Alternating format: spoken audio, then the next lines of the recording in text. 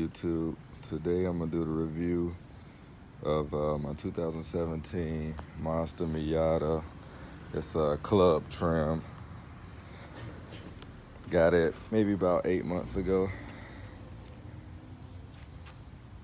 I'm loving it so far. With me and my wife, we're loving it so far. So I'm gonna do a quick walk around real quick.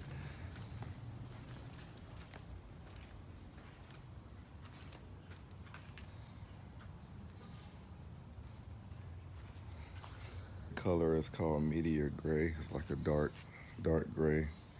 And since it's a club model, it has the darker wheels. Matches up perfectly.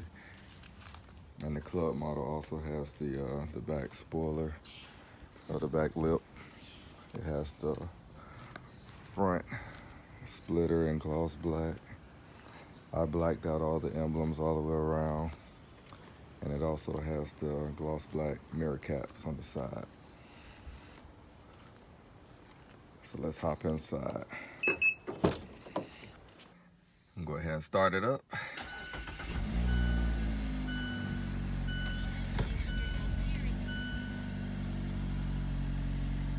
Turn on some AC.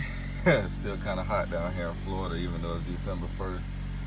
Check out the interior. I like how the Miatas, they have the color match piece up here.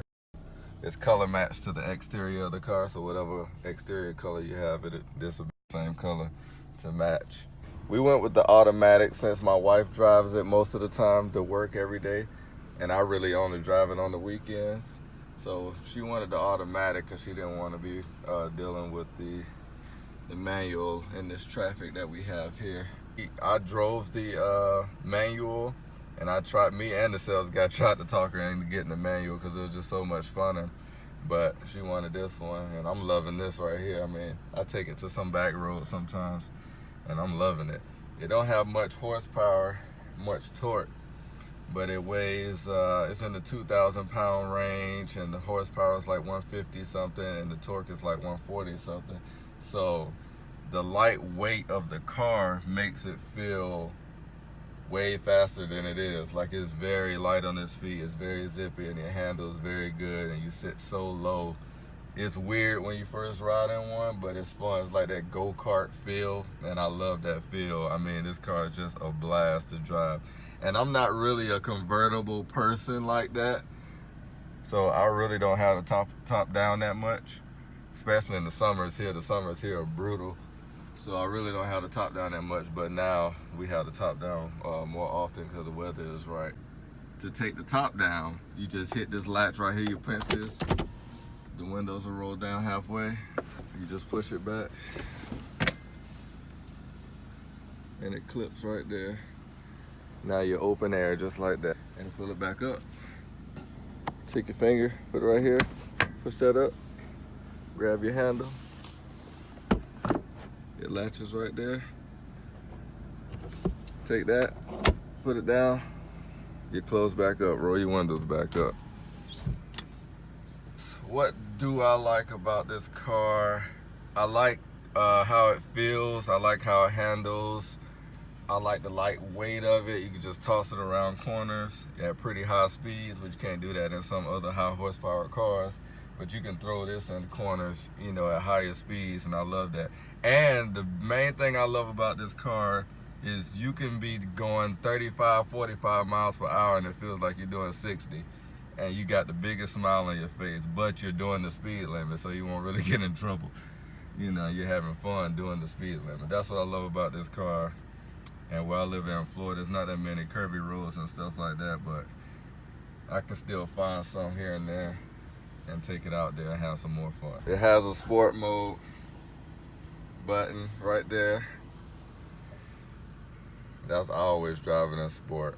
It does pretty good on gas. It has a small tank, but it still does pretty good on gas. Right now we have 11,233 miles on it. Dog, I thought I had 20,000, but that's the truck has 20,000. I'm gonna do a review on my 2016 F-150 in the next video. But you know, typical Mazda stuff with your infotainment system right here. It's typical Mazda. They pretty much got this in all their cars. There's no backup camera in this. There's no rear view parking sensors. The only thing that they do have is, since it's a club model, it does have the rear cross traffic alert, and it does have the blind spot monitoring right there. So if there's somebody in your blind spot, you'll see them. Well, you'll see the light blink, and that'll just let you know somebody's there. And also, you have the rear traffic cross alert. So when you're backing out of a parking spot or backing up in general, if somebody's coming, you know, across a car or somebody walking, it'll start beeping. That's a good feature to have. I really wish it had a backup camera, but the car's so small, I mean. And another thing I like is when you park in a parking spot, a normal parking spot, like if I was to park over there, you have so much distance between you and the other cars because this car is so small that when you don't really have to worry about them opening their doors and dinging your doors, because they should have a lot of space to get in their cars when you park next to somebody, even though I try not to park next to people. But if I have to, you know, there's a large gap in between me and the next car over most of the time. The trunk space is small, you know. There's no glove box here. The only thing you get is you get that right there. You get this right here. I mean, and there's two behind each seat. Like if I was to fold the seats all the way down, there's two little cubby spots behind there. You get two cup holders. The other one is in here, so you get two cup holders. So you can put them here, or you can put one right here. Your 12 volt is down under there. You might be able to see it. Way up under the passenger footwell. This is the club, so it has the Bose sound system. There's speakers in the headrest. That's cool.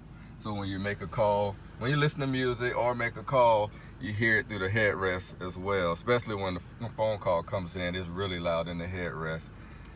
And what else? The trunk storage is pretty small, but we still go grocery shopping with this car.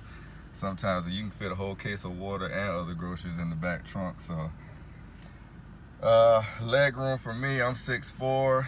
Driver's side is fine. People laugh at me all the time at the gas station and stuff when they see me get in this car, but the leg room is fine for me. But on the passenger side, if the cup holder is here and the cup is there, like I have no room whatsoever. I have to tuck my legs, my feet all the way up under there to have any decent type space. Here's your USB, two USB ports and your auxiliary port. And under this flap right here, you have, I can't get it open right now, but that's your SD card slot right there. You get visors. They're not lit up or anything like that, but you get two visors. They're like hard plastic visors. And dropped all my information. But you see, you get the visors. That's pretty much it. There's really nothing to it. I like it. I mean, it got all your new features with the infotainment, your Bluetooth and everything, but the Bose system in here I really love. The Bose system, since the car is so small inside, the subwoofer is somewhere up under this passenger seat, but when you got it cranked up, it sounds good and the bass hits hard. Even with the top down, you can hear everything. You know, you can be on the interstate with the top down, the music, you can still hear it with this Bose system. And you got the LED headlights. People flash the lights at me all the time because they're so bright. They think I have on my high beams, but they're actually just the LED low beam lights, and they look nice, man. When you're driving this thing at night and those LEDs are shining over the road, it looks nice. This car looks so aggressive, especially in this color. I'm glad I got this color. It looks really aggressive. I got it tinted with the 20% tint all the way around. On the sides and the back, I'm gonna get the windshield done, you know, before next summer comes up. I'm gonna get it lightly tinted, because with this windshield, you're so close to the windshield. When that sun's beaming in, you're hot.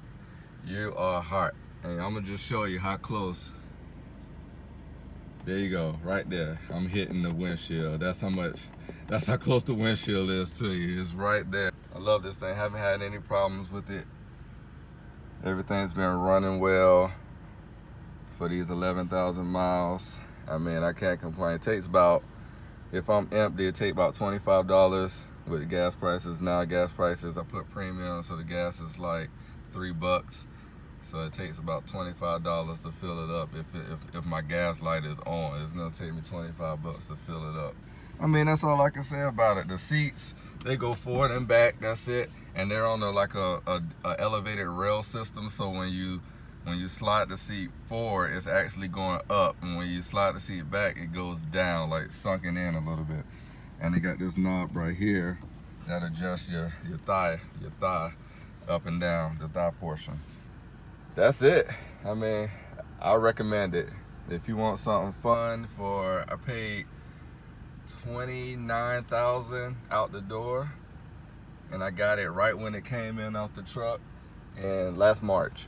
So if you want something fun, affordable, it ain't the fastest in the world, but when you drive it, you feel like you got the fastest thing in the world.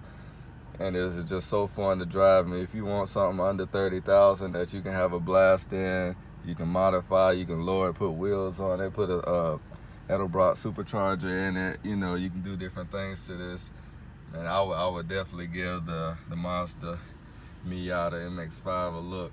And they got the RFs out now, the retractable hard top. So I would definitely give one of them a look. It's your boy Will here with Rides and Tech, and I'm out.